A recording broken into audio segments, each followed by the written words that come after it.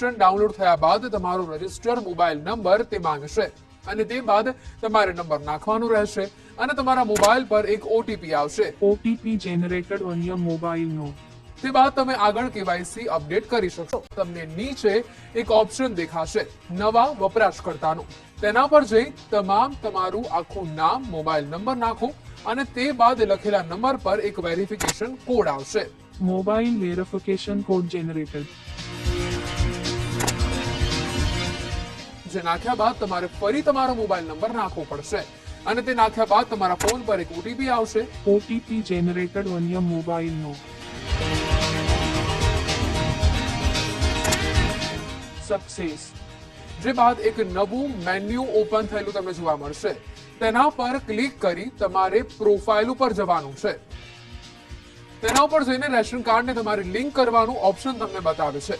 તેના પર જાઓ અને ત્યાં તમારે તમારું રેશન કાર્ડ નંબર અને આધાર કાર્ડના છેલ્લા 4 આંકડા લખવાના રહેશે.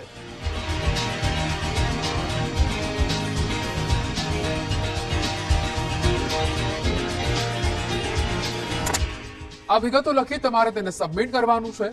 તે બાદ આધાર ઓટીપી જનરેટ કરવાનો રહેશે. તેના પર જનરેટ કરવાનું ઓપ્શન આવશે, તેના પર તમે ક્લિક કરો. આમ કર્યા બાદ તમારા ફોન ઉપર અન્ય એક કોડ આવશે, તેને અહીંયા દાખલ કરો. જે બાદ તમને રેશન કાર્ડ લિંક થઈ ગયું છે તેનો એક મેસેજ આવશે.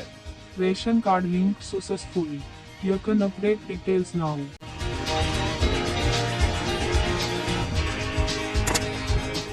તેના પર જઈ આધાર કેવાયસી કરવા માટે તમારે એક બીજી એપ્લિકેશનની જરૂર પડશે, જેની લિંક આ પેજ ઉપર તમને જોવા મળશે. લિંક ઉપર ક્લિક કરીને પ્લે સ્ટોર પરથી આ એપ્લિકેશનને તમે ડાઉનલોડ કરી દો અને આધાર કેવાયસી ઉપર જવાનું છે.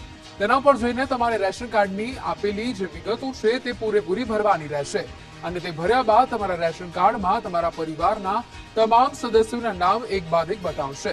તેમાંથી તમે જેના પર નામ પર કેવાયસી અપડેટ કરવા માંગતા હો તેના પર તમે ક્લિક કરો. આ બાદ તમારી સ્ક્રીન ઉપર કેમેરો ઓપન થશે. ત્યારે તમારે તમારો ફોટો ખેંચવાનો રહેશે અને તમામ વિગતો ભરવાની રહેશે અને છેલ્લે તેને તમારે સબમિટ કરવાનું રહેશે. આમ કરવાથી તમને તમારી અરજી મોકલ્યાનો પણ એક સંદેશો તેમાં આવશે. Request sent to Concerned Supply Office for approval.